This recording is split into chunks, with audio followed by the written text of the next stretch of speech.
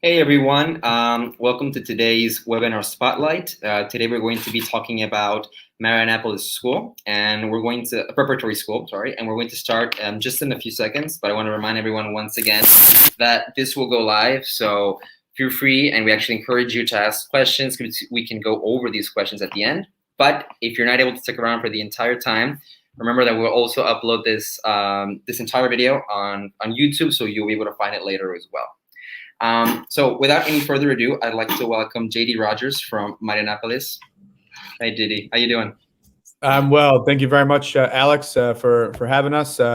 Looking forward to speaking about Marianapolis, introducing some of our community and programs to everyone who has joined us. So again, thank you for having the spotlight on Marianapolis today. Awesome. Well, thank you for being here and for your time. So to go straight into it, one of the first things I kind of wanted to know, and I'm pretty sure many of the viewers would want to know as well, is Marianapolis itself. What's around town? What's around campus? What are some of the things students can do? Absolutely. So as I think everyone can see, we are located in Connecticut, and we are in the very northeast corner of Connecticut.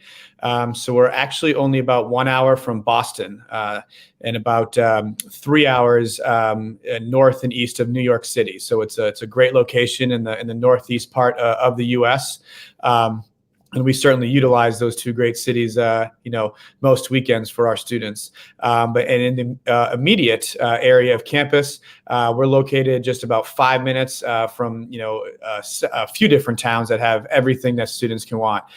Movies, restaurants, shopping, activities, like laser tag or paintballing, even corn mazes outside. So a little bit of everything. It's just a great location. I also like to say that students can be in the mountains and skiing in about 90 minutes, or they can be at the beach and going swimming in about 45 or 50 minutes. So we do get all four seasons, and really again we utilize our location so our students can really enjoy it. So you have the full extent from snow to the ocean. Okay. Absolutely, yes. We just got through, our snow and ice melted about 3 weeks ago, and now the weather got nice and warm. And it's not quite swimming weather quite yet, but it's certainly been nice to be outside. And other weekend activities like hiking or mountain biking, climbing. There's a little bit of everything for sure. That's great to know, because I know many students are looking for that experience of the four seasons. So having the cold in one point, but then skipping to the warm and not just sticking to one. So I think it's great that you guys have that perfect balance. Absolutely, yeah. We, the very beginning and the very end of school, they get a little taste of summer, and then of course, fall and spring, sort of, in the later months of the year, and we do get some winter, of course. So we get a good amount of snow, but I also know that a lot of families from down in Mexico or anywhere in Latin America, they enjoy skiing. So we have that to offer them as well. I definitely enjoyed trying it out. Probably won't be good at it still. Now we want to move a little bit into the campus itself. So it's cool. What are some of the things school students can do there? Not just like the academic part. We're talking about sports or clubs or other options that wouldn't just fit directly in the academic. Absolutely. We do very much believe in experiential learning and learning by doing. So even within the academic realm, it's often that you're, either off campus or even if you're on campus, you're learning in different and exciting ways. But with regards to, athletics and clubs, we have over 40 athletic teams across 18 competitive sports. We have some wonderful programs that are athletic, but not necessarily competing against other schools. Maybe more performance based, such as equestrian, horseback riding. We have a wonderful dance program. We always have dancers who seek to pursue that in university and beyond. Theater. Students who maybe are looking at journalism or photography. We have a great media team and technology crew, over 40 clubs and organizations as well. And those truly span anything you can think of, from, further academic opportunities to cultural clubs, to something like the knitting nights, a knitting club, or our baking club. So there's a retro video game club. I always like to throw that one in. Robotics. Just really the clubs that we offer are sort of a wide variety and truly something for everyone that are looking to just be more involved, as you said. Well, I love the fact that not only is the school's location really well balanced, having all 4 seasons, but also the school itself then has basically everything, covers everything a student could actually think about. Absolutely. We always say that, we're proud of what we offer. We feel like we offer a lot, but another piece to that is that we want the students to bring what might be of interest to them, to see if we can, design a program around it, whether it's a club or even a course. We have a great program called Leap Week, which is one of those experiential learning, gets students off campus and across the U.S. and, again, learning through all different sorts of areas. Again, it could be academic, or maybe it's more like personal challenge, being out in some of our national parks, climbing and camping, or learning about marine science, or maybe it's learning about the film industry in Los Angeles. Okay.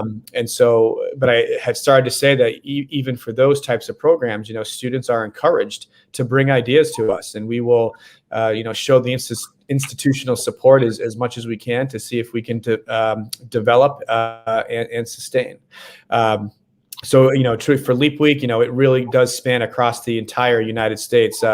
We have typically about 35 different options, sometimes more, and it can be, like a marine science trip down to Florida. I mentioned the film industry out in Los Angeles. Some of the national parks out in the western part of the United States, like in Arizona or Utah. We've even done a culinary experience, so learning how cooking down in New Orleans, called like a Taste of the South. We have community service opportunities as well. So through Leap Week, serving the less fortunate in different areas of the United States. So I've been here at Marianapolis for about 7 years, and I believe we have traveled to over 30 states through Leap Week. So it is a great way for international students to explore, our country and learn about American culture, while of course educating themselves on something that is of interest to them. It is a requirement. So as much I think fun as I hope it sounds, this is an academic requirement. So all of our students do it. But it's as I mentioned, just a great way of learning by doing and learning by experiencing. Well, I'm amazed again at the amount of options that it covers, not only again with the sports and the location, but that's amazing. Leap Week is once a semester or once a year? It is once a year. So it is always the first week in March. So right before spring break. But I always like, we have another great program actually called Experiential Learning that is basically Leap Week just condensed into 1 or 2 day, again, experiences or trips. And so there's always at least 2 or 3 options every weekend. And that really, rather than the entire U.S., it mostly explores New England, the New England states and New York. But, that again, can be anything from, learning about, sustainability and ecosystems, and then getting to go zip lining to, learning how to, weave a basket or, a scarf, cranberry bogging, learning how to sail. So there's certain requirements that come along with those, so, new international students, we ask that they do 3 of these experiential learning activities throughout the year. But most end up doing, anywhere from like 8 to 10, because, even if you've, completed the minimum, they are open to all students, and you can do as many as you would like to. So that is another program, similar to Leap Week, again, just more on a day trip, or maybe, one overnight, 2 days. So, but that's experiential learning. I can imagine you have many students just like on board every single time you guys mention a new activity. Absolutely, yes. There's what we call a pre-teach, so they learn about the activity and learn about how it relates to what they're learning, and then we ask that they present after that experience happens. So again, it's fun, but we want to make sure that it's also educational, and of course it's about the social side of it too, especially for new international students and new students in general. It's a great way to integrate with their peers and the friends that they're going to make through these experiences, these trips. Okay, well, that sounds pretty good. Now, that was the fun part. Now, let's move a little bit more into the academic regular part that I know most parents would love to know about. What's kind of the setup coming on the academic part for Marianapolis? Absolutely. We always want to empower our students. And of course, that's, with leadership and things, but that really begins with choice. And so even in academics, our students, we want them to be, learning about what is of most interest to them. That's where we believe that the students will be most eager and excited to learn. And so, most students have about 7 courses. You take 5 per day. We have over 100 elective courses. So again, as we talk about that choice and students really being able to, focus in on an area of interest they may have, there's going to have lots of choice. There's across all departments about a little over 100 electives. For students who want to really challenge themselves, we have 22 AP courses. That's the highest level of U.S. courses that you can take, and so that even gives you students the opportunity to, of course, earn college credit through AP. So again, still lots of choice, and again, just asking students to really pursue those interests, but also develop new ones. And so just maybe trying new classes that maybe helps them to formulate something that they want to learn more about. So. Yeah, that's just a little bit about the academics. What would you say are some of the most, I'm going to use the word I wanted to, but the cooler classes you guys have to offer to students? Sure. I'll try and hit a few different departments here. I always do like to start in science, I think, because, they tend to have, if nothing else, just kind of the more fun and exciting, names of the of the classes. So, in science, we have anything from science of infectious diseases to neuroscience, biomedical science. Students interested in that the research and development of medicine. We have astronomy courses. So again, lots in those sciences. In the arts, it can be anything from I mentioned photography. We have a few different photography classes. We have a great film development dark lab on campus. Architecture, for anyone that's maybe interested in design architecture, we have a couple different courses there. As we in anyone interested in certain types of literature or maybe writing, we have creative writing or journalism. The social sciences, I should definitely hit on those. So we have several different, things like, psychology, sociology, social anthropology. We have APs in psychology and sociology as well.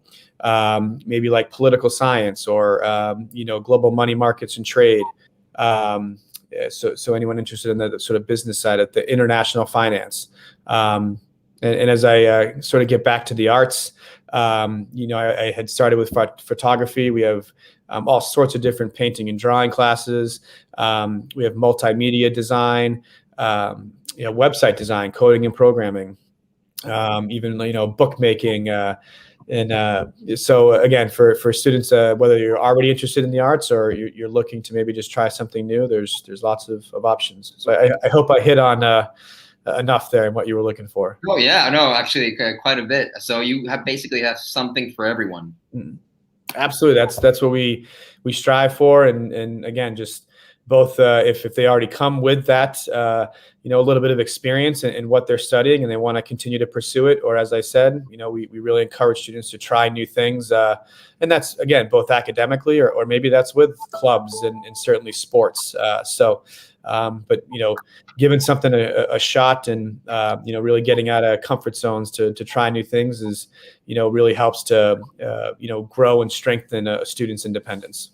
Awesome. Okay, Well, that was great to learn about. Again, covering every single spectrum that a student could be interested in. Something that we also have to ask, and that usually parents are interested in, what is the cost per year? Sure, absolutely. So our, I'll say our base tuition is 55,000. Okay. There are some fees depending on English language level, and we actually have a experiential student fee that can be added on. But of course, with tuition, I always want to make sure that I mention we do offer need-based financial aid, and we also offer merit scholarships. It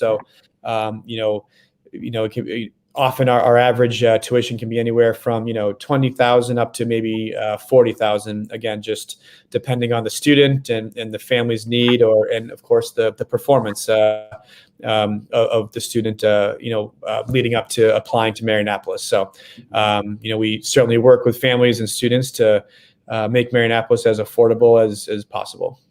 Well, thank you for that. Right now, what I want to do is share my screen so everybody can see and learn how to find Marianapolis on applywave. So I'm going to do that right in a second. Okay, perfect. So right now I'm at the profile of Marianapolis Prep School, but I'm going to walk us through the steps of actually getting to the profile. So as you can see, I'm already logged in, but again, I want to remind everyone it's super simple to do. Top right, simply click login or register depending on if you already have a profile. In this case, we look under the study level of high school and then simply write out the name. So as you can see, it'll fill out Marianapolis Prep School, click search. This will then take us to the pre-profile of the school, which is where we can get some general information, but then to get the complete profile, simply click read more. And then we'll find everything relevant and important in regard to Marianapolis.